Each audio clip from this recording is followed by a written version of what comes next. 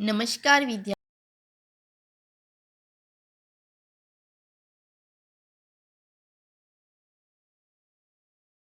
વિષય વિજ્ઞાન અને વિજ્ઞાન વિષયમાં પ્રકરણ 9 સજીવો લક્ષણો અને નિવાસસ્થાન એમાં આજે આપણે આગળના ટોપિકની ચર્ચા કરીશું. તો આજે આપણે જોઈશું કે શું દરેક સજીવ ઉત્તેજનાને પ્રતિસાદ આપે છે. તો જોઈએ, તમે ખુલ્લામાં પગે ચાલતા હોવ ત્યારે પગમાં તીક્ષ્ણ કાંટો ભોંકાય ત્યારે તમે કઈ રીતે પ્રતિભાવ આપો છો. તો મિત્રો, આપણે રસ્તામાં ચાલતા હોઈએ છીએ, ચાલતા ચાલતા આપણે ખુલ્લા પગે હોઈએ છીએ, તો અચાનક આપણને કાંટો વાગી જાય છે, તો શું આપણે ચાલતા જ રહીએ છીએ? ના, આપણે ચાલતા રહેતા નથી. આપણે જ્યારે કાંટો વાગે છે, તીક્ષ્ણ કાંટો જ્યારે આપણા પગમાં વાગે છે ત્યારે આપણે પ્રતિભાવ આપીએ છીએ. આગળ જોઈએ તો જ્યારે તમે તમારી પસંદગીની કોઈ વાનગી જુઓ કે તેના વિશે વિચારો છો ત્યારે તમને કેવો અનુભવ થાય છે. તો મિત્રો, ચાલો તમારી પસંદગીની, તમારી ફેવરેટ વાનગી જે હોય એના વિશે તમે વિચારો, અથવા તમને એ આપી દેવામાં આવે તો તમે શું કરો છો, તમને તમારો અનુભવ કેવો થશે એ તમારે વિચારવાનું રહેશે. તમે અચાનક અંધારી જગ્યામાંથી તીવ્ર સૂર્યપ્રકાશવાળા સ્થળે જાઓ છો તો શું થશે? તો મિત્રો, આવું ઘણીવાર આપણી સાથે બને છે કે આપણે અંધારી જગ્યામાંથી અચાનક જ્યારે પ્રકાશવાળી જગ્યાએ જઈએ છીએ ત્યારે આપણને કંઈક અલગ જ અનુભવ થાય છે.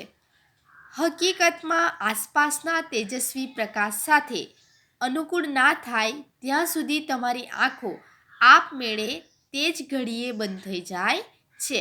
તો આપણે જે પ્રકાશમાંથી આવ્યા, આપણે અંધારી જગ્યામાંથી ડાયરેક્ટલી વધારે સૂર્યપ્રકાશવાળી જગ્યામાં આવ્યા હોય એટલા માટે આપણે આસપાસના જે તેજસ્વી પ્રકાશ સાથે આપણે અનુકૂળ ના થઈએ ત્યાં સુધી આપણી આંખો આપમેળે જ બંધ થઈ જાય છે.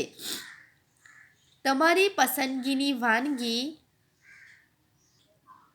તીવ્ર પ્રકાશ અને કાંટો એ આમ તો આસપાસના વાતાવરણમાં બદલાવના ઉદાહરણો છે.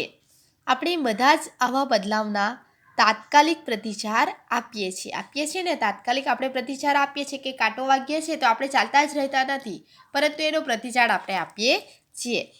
તો આપણી આસપાસના એવા બદલાવ જે આપણને તેમના તરફ પ્રતિચાર આપવા પ્રેરે છે તેને આપણે ઉત્તેજના કહી શકીએ છીએ.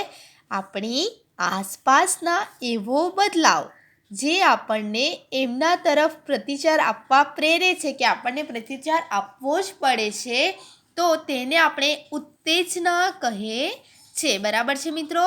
ફરી એકવાર ઉત્તેજનાની વ્યાખ્યા કે આપણી આસપાસ એવા બદલાવ જે આપણને તેમના તરફ પ્રતિચાર આપવા માટે પ્રેરે છે તેને ઉત્તેજના કહીએ છીએ. તો એ બદલાવ કયા હતા કે આપણે ચાલી રહ્યા છીએ, અચાનક કાંટો વાગ્યો છે અને આપણે ચાલતા રહેતા નથી, પરંતુ કાંટો વાગ્યો છે એટલા માટે આપણે રૂકી જઈએ છીએ, તો એ છે બદલાવ. ત્યારબાદ આપણી જે મનપસંદ વાનગી હોય છે એ આપણી સામે આવે છે તો એ થયો બદલાવ. ત્યારબાદ બીજો બદલાવ આપણે જોયું કે અંધારી જગ્યામાંથી સૂર્યપ્રકાશવાળી જગ્યા, તો આપણે અચાનક સૂર્યપ્રકાશવાળી જગ્યામાં અનુકૂલન સાધી શકતા નથી. આપણે અંધારી જગ્યામાંથી આવ્યા છીએ એટલા માટે આપણે આંખ બંધ થઈ જાય છે. તો આ જે બદલાવ છે, આ જે બદલાવ સામે આપણે પ્રતિચાર આપીએ છીએ એને આપણે ઉત્તેજના કહી શકીએ છીએ. તો આપણી આસપાસ એવા બદલાવ તો આપણે જોયા, તો આપણા આસપાસ એવા બદલાવ જે આપણને તેમના તરફ પ્રતિચાર આપવા માટે પ્રેરે છે તેને ઉત્તેજના કહે છે. આગળ જોઈએ તો શું બીજા પ્રાણીઓ પણ ઉત્તેજનાનો પ્રતિચાર આપે છે? તો જ્યારે પ્રાણીઓને ખોરાક આપવામાં આવે ત્યારે તેમના વર્તનનું અવલોકન કરો. શું ખોરાકને જોતાં જ તેમને અચાનક જ કાર્યશીલ થતા તમે જોયા છે? તો મિત્રો, બીજા પ્રાણીઓની વાત કરીએ તો બીજા પ્રાણીઓ પણ ઉત્તેજનાનો પ્રતિચાર આપે છે. તો આપણે કહી શકીએ છીએ તેઓ પણ સજીવ છે, તો તેઓ પણ ઉત્તેજનાનો પ્રતિચાર આપે છે. જ્યારે તમે કોઈક પક્ષી તરફ જાઓ છો ત્યારે તે શું કરે છે? તો મિત્રો આપણે કોઈ પક્ષી હોય છે ત્યારે એ પક્ષીની આપણે આગળ જઈએ છીએ તો એ શું કરે છે? તો પક્ષી ત્યાંનું ત્યાં જ રહેશે. એ પક્ષી આપણને જોઈને ઉડી જાય છે, બરાબર છે ને? જ્યારે તેજસ્વી પ્રકાશને જંગલી પ્રાણીઓ પર ફેંકવામાં આવે ત્યારે તેઓ દૂર ભાગી જાય છે. આપણે પણ કોઈક બેટરી દ્વારા કોઈક પક્ષી પર પ્રકાશ પાડ્યો હોય તો એ પક્ષી ત્યાંથી ઉડી જાય છે. એ રીતે તેવી જ રીતે જો રસોડાની લાઇટને રાત્રિ દરમિયાન ચાલુ રાખવામાં આવે તો વંદાઓ તેમની છુપાવવાની જગ્યાઓ તરફ ભાગવાનું શરૂ કરી દે છે. શું તમને પ્રાણીઓની ઉત્તેજના અંગે પ્રતિચાર આપવાના અન્ય કેટલાક ઉદાહરણ આપી શકો છો? તો મિત્રો તમારે કે ઉદાહરણ તમે પણ આપી શકો છો.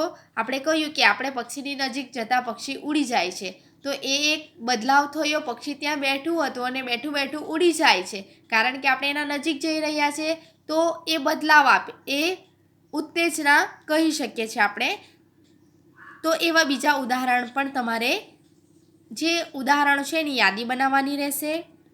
શું વનસ્પતિ પણ ઉત્તેજનાને પ્રતિચાર આપે છે? તો આપણે કહી શકીએ છીએ કે હા, વનસ્પતિ પણ ઉત્તેજનાને પ્રતિચાર આપે છે. જે રીતે આપણે મનુષ્ય આપીએ છીએ, પ્રાણીઓ આપે છે, એ રીતે વનસ્પતિઓ પણ આપે છે. કેટલીક વનસ્પતિઓમાં પુષ્પ માત્ર રાત્રે જ ખીલે છે. કેટલીક વનસ્પતિમાં સૂર્યાસ્ત થતાં પુષ્પ બંધ થઈ જાય છે. લજામણી જેવી કેટલીક વનસ્પતિઓના પર્ણને કોઈ અડકે ત્યારે પર્ણ બંધ થઈ જાય છે. તો આ રીતે આસપાસના વાતાવરણમાં બદલાવ થતાં જ વનસ્પતિએ તેને આપેલા પ્રતિચારના આ કેટલાક ઉદાહરણ છે. તો મિત્રો આપણે કહી શકીએ છીએ કે હા, વનસ્પતિ પણ ઉત્તેજનાને પ્રતિચાર આપે છે, કારણ કે આપણે જોઈ શકીએ છીએ કે કેટલીક વનસ્પતિઓ માત્ર રાત્રે જ વનસ્પતિના જે પુષ્પ હોય છે એ રાત્રે જ ખીલે છે. કેટલીક વનસ્પતિ સૂર્યાસ્ત થતાં એના પુષ્પ બંધ થઈ જાય છે, અથવા તો જે પર્ણ હોય છે એ કરમાઈ પડે છે. અને લજામણીનું આપણે ઉદાહરણ લઈએ મિત્રો, આ એક લજામણીનું ઉદાહરણ છે જે ઉત્તેજનાને પ્રતિચાર આપે છે. એ આપણે કહી શકીએ છીએ કે લજામણી જેવી કેટલીક વનસ્પતિના પર્ણને કોઈ અડકે ત્યારે પર્ણ બંધ થઈ જાય છે. તમે પણ જોયું હશે મિત્રો.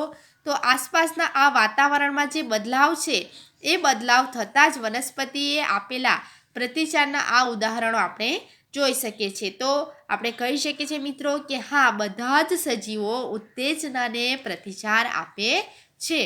આપણે શું કહી શકીએ છીએ કે બધા જ સજીવો ઉત્તેજનાને પ્રતિચાર આપે છે. તો આપણે પ્રવૃત્તિ નંબર 4 જોઈશું. પ્રવૃત્તિ 4. દિવસ દરમિયાન બારીમાંથી થોડીક વાર માટે સૂર્યપ્રકાશ દાખલ થતો હોય તેવા રૂમમાં બારીથી થોડો દૂર એક કુંડાવાળો છોડ મૂકો.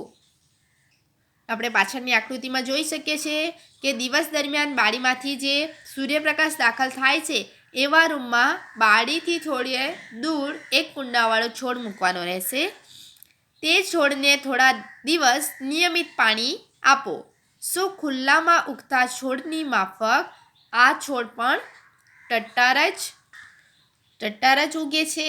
એવો પ્રશ્ન છે કે આપણે જે છોડ લઈએ છીએ એ બારીમાંથી પ્રકાશ આવતો હોય એને થોડે દૂર મૂકી લઈએ છીએ, તો જે બીજી છોડ હોય છે, બહારનો જે છોડ હોય છે એના જેવો જ એ ટટ્ટાર ઉગશે કે પછી જો ટટ્ટાર ન ઉગતો હોય તો તે જ દિશામાં વળ્યો હોય તે નોંધો. તો મિત્રો અહીં શું થશે? તો જે દિશામાં એને સૂર્યપ્રકાશ મળશે એ દિશામાં છોડ આપણને વળેલો જોવા મળશે. તો અહીં શું થયું કે સૂર્યપ્રકાશ આવે છે તો સૂર્યપ્રકાશને કારણે એ છોડ એ દિશામાં વળતો આપણને જણાય છે. શું તમને લાગે છે કે આ બાબત કોઈ ઉત્તેજનાના પ્રતિભાવના લીધે થઈ હશે? તો આપણે કહી શકીએ છીએ કે હા, કે આ જે ઘટના છે એ ઉત્તેજનાના પ્રતિભાવને લીધે છે, કારણ કે સૂર્યપ્રકાશ આવે છે અને એ દિશામાં વળવું એ ઉત્તેજનાનો પ્રતિભાવ આપણે કહી શકીએ છીએ. તો દરેક સજીવ તેની આસપાસના ફેરફાર તરફ પ્રતિભાવ આપે છે. આસપાસ ફેરફાર કયો થયો? તો સૂર્યપ્રકાશ એ પ્રકાશ આપે છે, એ ફેરફાર થયો છે ને, તો એ રીતે એ પ્રતિભાવ આપે. પ્રતિભાવ કયો થયો? તો જે સૂર્યપ્રકાશ આવે છે એ દિશામાં વળવું એ વનસ્પતિનો પ્રતિભાવ થયો. બદલાવ કયો થયો? તો જે સૂર્યપ્રકાશનું આવવું એ છે બદલાવ. તો આગળ છે મિત્રો કે શું દરેક સજીવ તેમના જેવો સજીવ ઉત્પન્ન કરે છે? તો આપણે અહીં જોઈ શકીએ છીએ. તો શું તમને ક્યારેક કબૂતર જેવા કોઈ પક્ષીઓના માળા જોયા છે? ઘણા પક્ષીઓ માળામાં તેમના ઈંડા મૂકે છે. કેટલાક ઈંડાનું સેવન થઈને તેમાંથી બચ્ચા બહાર આવે છે.